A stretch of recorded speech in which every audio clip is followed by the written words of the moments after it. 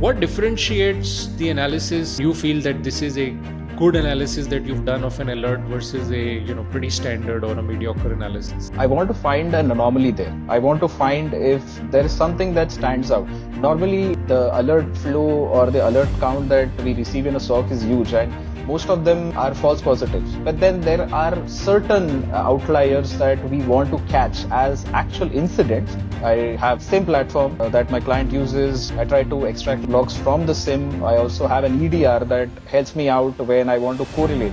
I think the correlation between the tools is what is important.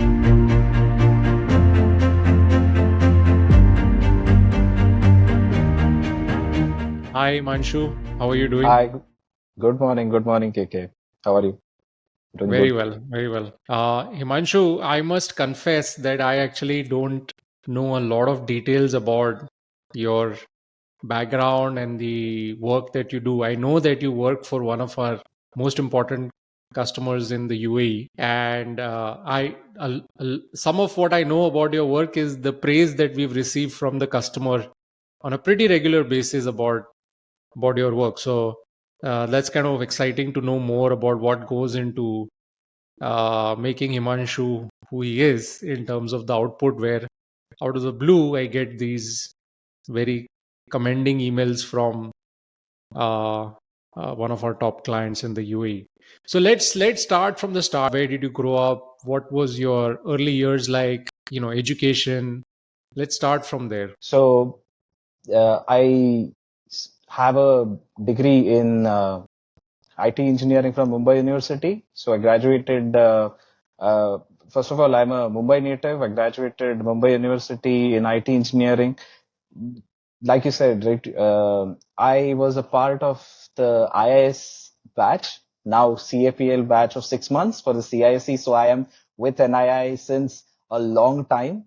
So I started in 2017 with the 6 month batch. Then, unfortunately, I moved on to another organization post the completion. I was there for like only 10 months, where I was mostly involved in, I was part of their stock, but I was mostly involved in their product deployment. I worked on their PAM deployments. I worked on doing the POCs for their DLP setups. And then I had the opportunity to join back NII as an employee rather than a student as a CISC guy.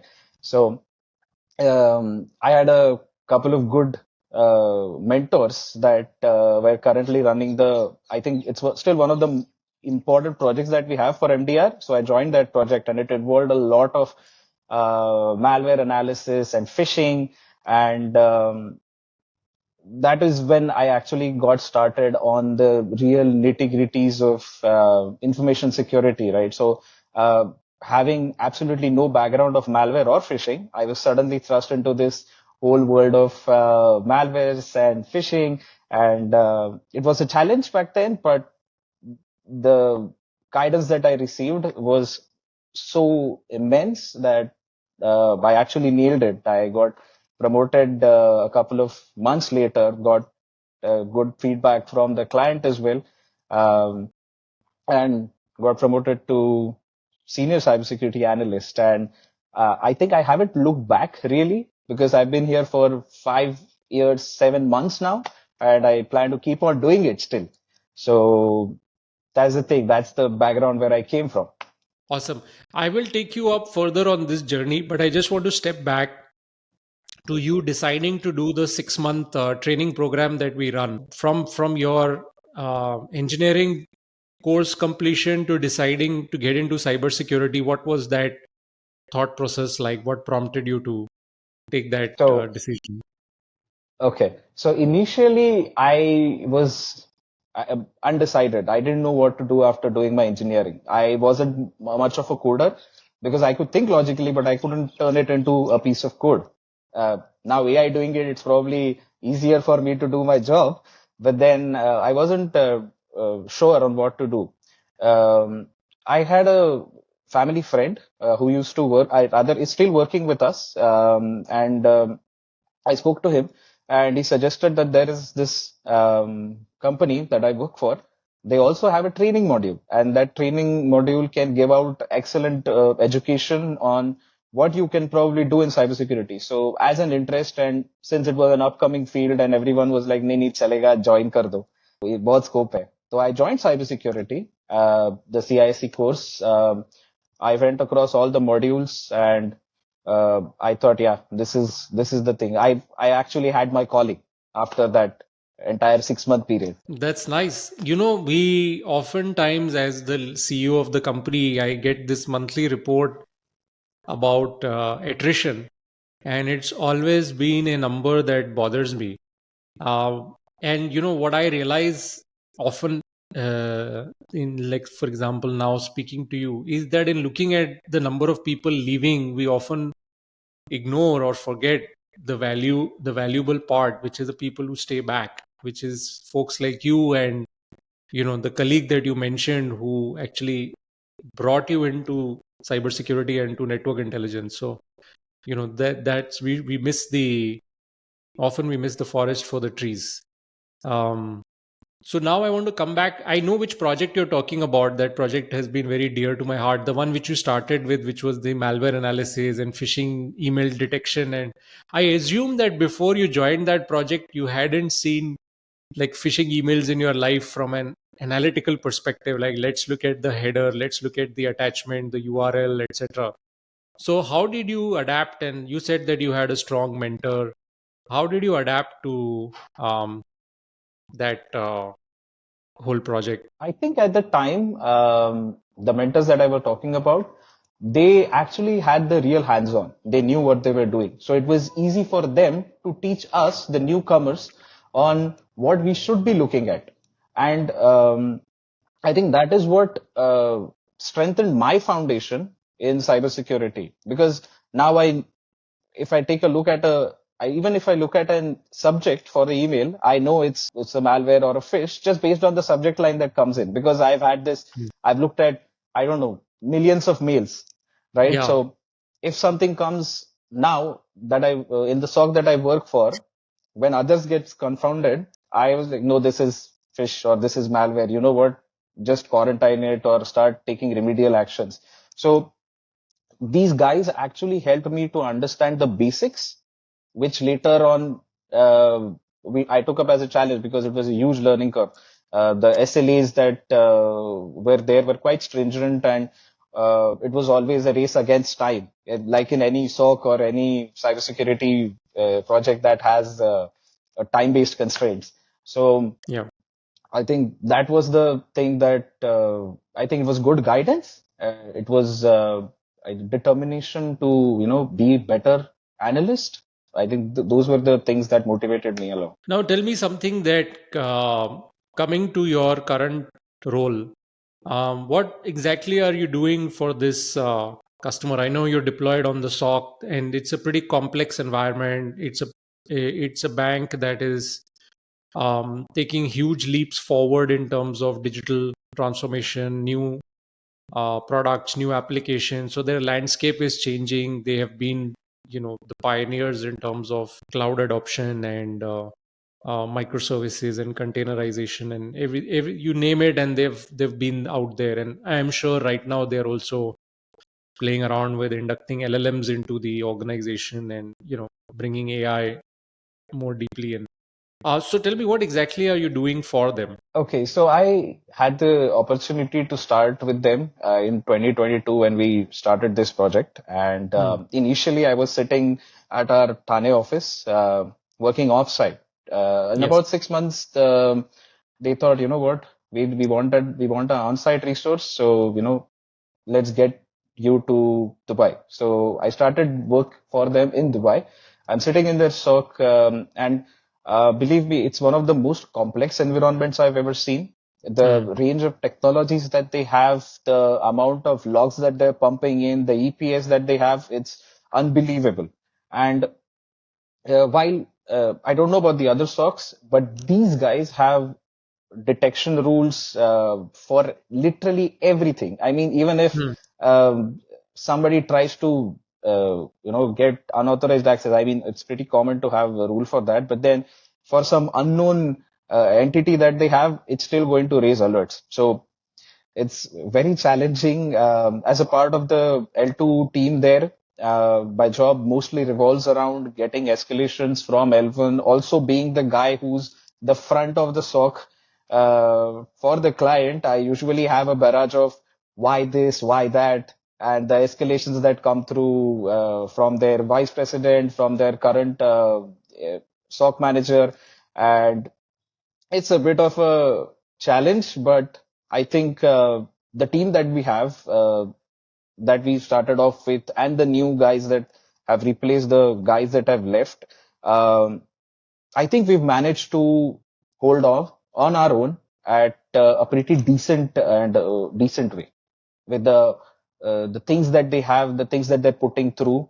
It's a challenge, but we are always there. We are always, I think we are always being better every day, and I think that is what matters.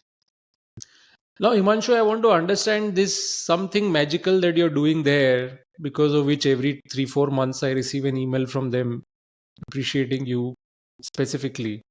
Maybe one or two examples you can give. I want to go deeper into, again, without specifics of this particular engagement, but what, like, for the last email that I got, what prompted them to send that out? Okay, I think it's because I can't sit still until I get to the root cause. Somewhere deep along the line, I still have that niggling feeling, even when I go home, is that there's something wrong with this, and or there's something that we can do better. The analysis quality that we sent out wasn't really the best, and we could have, if we could have like looked at some other logs, maybe correlated something better, we would have gotten a better RC. I think that is what keeps on bothering me.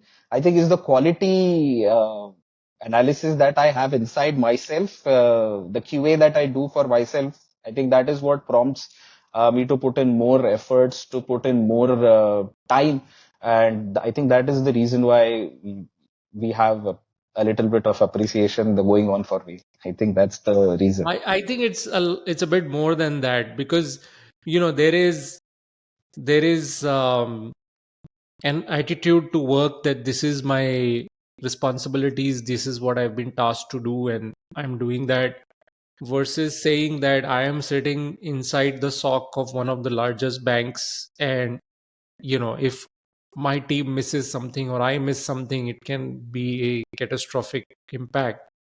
One is, I think you clearly understand, though you're not saying it, but I know at the back of your mind you understand the criticality of the role that you have. And I think it's also what seems to be coming through is your passion for this field, which I think you mentioned 2017 you started. It's been 7 years. It doesn't seem to have dimmed. It only seems to be getting more stronger.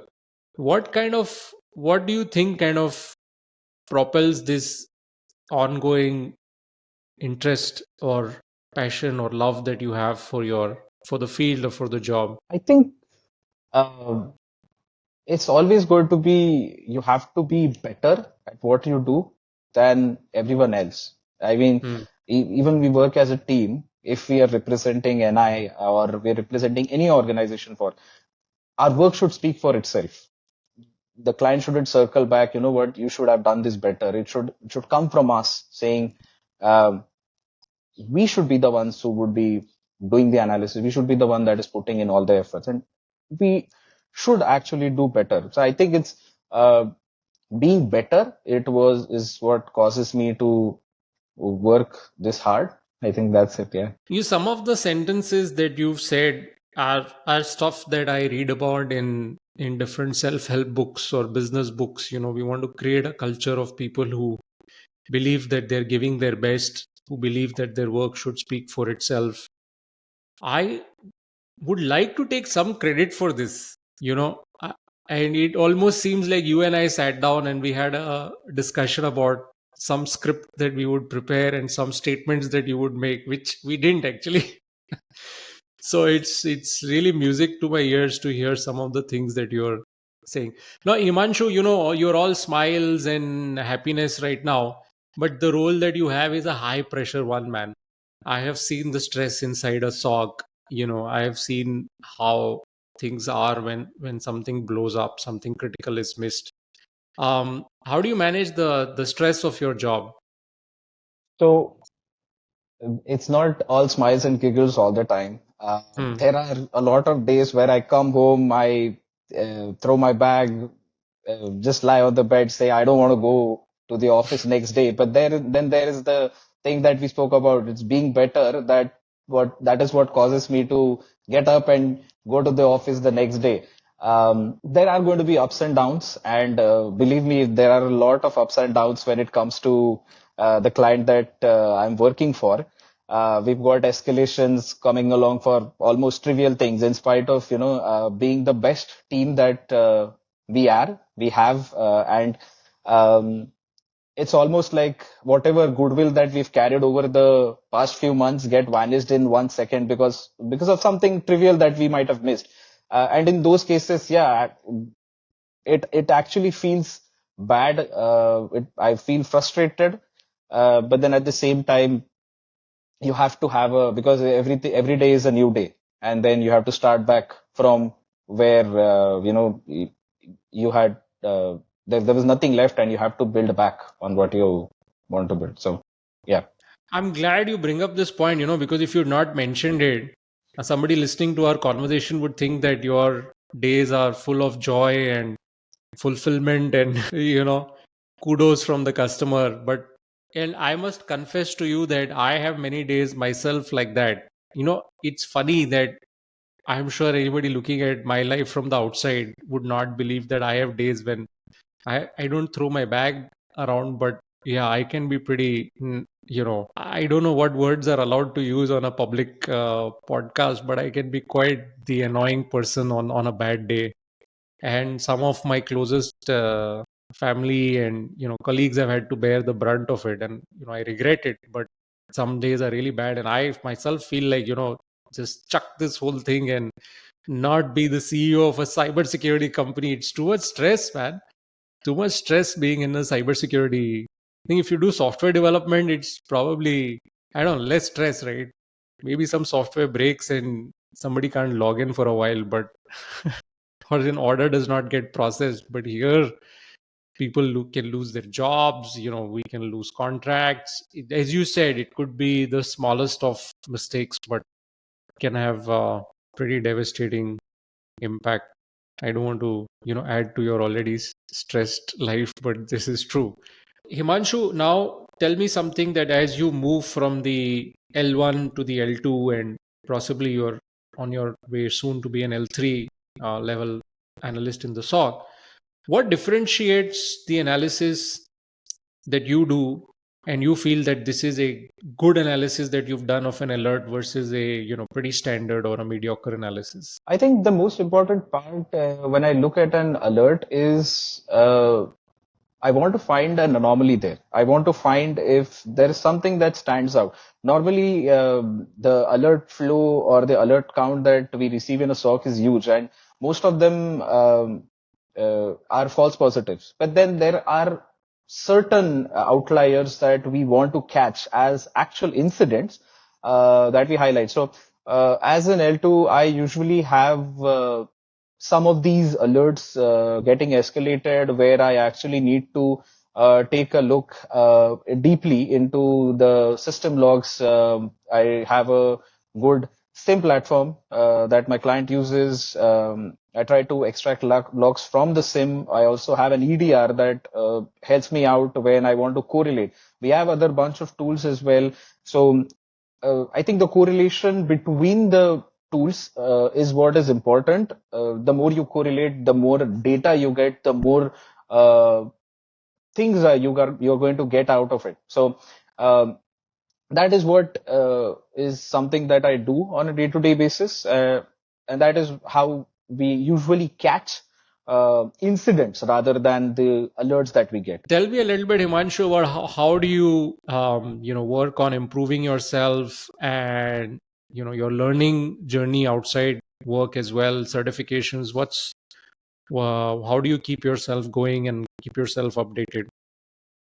So, like I mentioned, right, the client that I'm working for, they have new technologies, they have got new stacks coming up, and one of the important things that they have is they have an open culture. If they have a platform, they are open to giving it to us, just to, of course, they're going to have to monitor us, like us monitor it. But at the same time, they are quite open to, take the access to this. It's not like they keep it restricted and then have fun with it.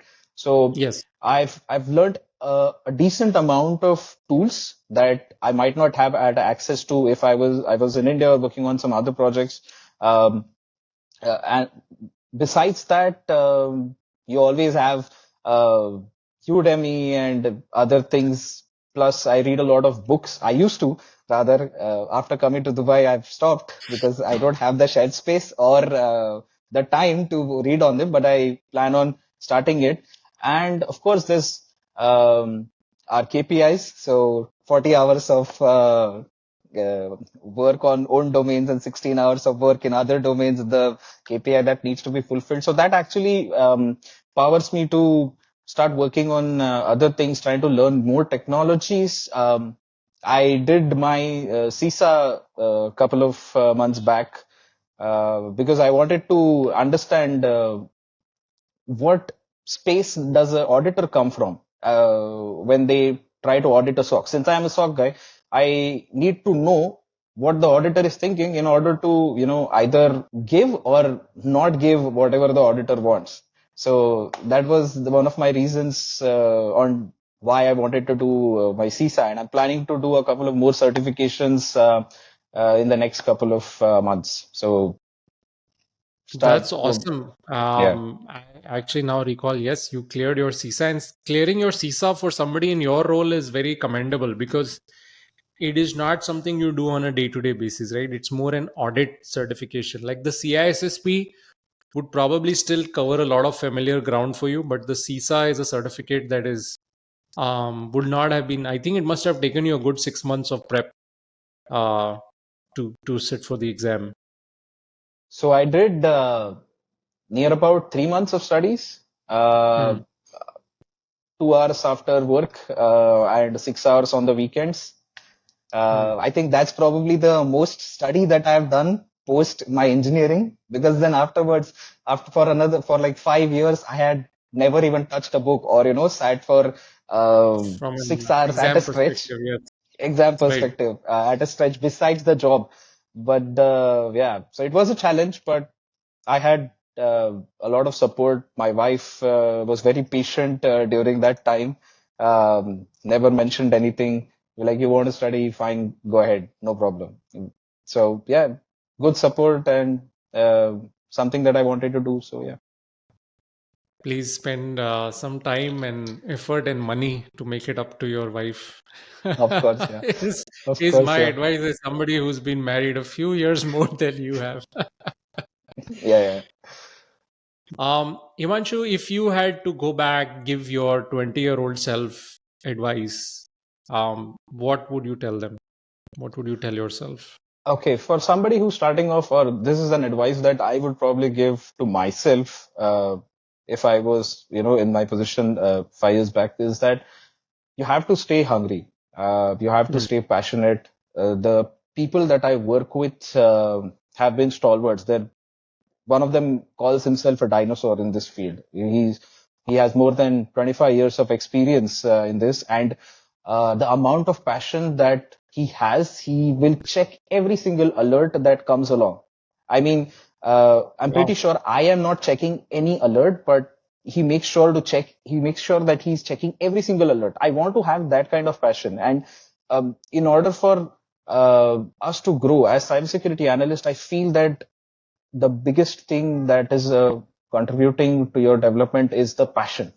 If you don't have passion, you can't survive in cybersecurity. You have to stay updated, and you have to stay learning. If you don't learn, then you're getting nowhere. Um, I think passion, learning, those are the key pillars, I think, for cybersecurity. That's awesome. And what's in the future for you? What are you looking forward to? Oh yeah, so I think I'm going to start taking a look at cloud and AI, because I'm already late on the cloud bandwagon, but I feel I'm somewhere near to the AI thing. So I'm going to start focusing more on cloud security, AI.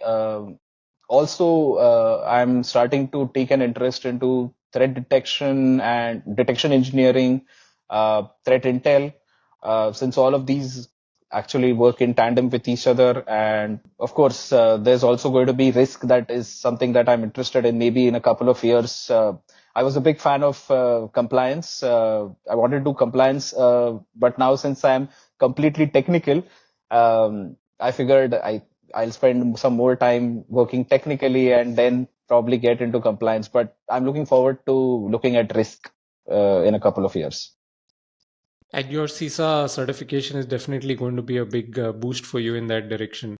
And you know Yes. something, Himanshu, from my experience, I can tell you that somebody like you who has come from the ground up, from looking at emails and attachments and headers and network packets and headers and, going that deep, all this will stand you in great stead when you move into the risk domain. Because, you will not look at things black and white. You will be able to weigh things in terms of what it actually implies. And if you audit a SOC, those guys will not be able to fool you for sure. That's the idea. Yes, I can see that. I would not want to be facing you as an auditor if I am a SOC manager. Let me tell you that. Hopefully. But then I'm assuming that there's going to be some Himanshu that has already thought about this and done his CISA beforehand. Let's hope so. Let's hope this conversation can inspire more Himanshus out there. Wish you all the Okay. best, my friend. It's been such a pleasure talking to you. And though as I said, I have not had a chance to really talk to you and understand your whole journey, today has given me that opportunity. So it's been a real pleasure. Wish you all the very best. Thank you, KK. Thank you so much.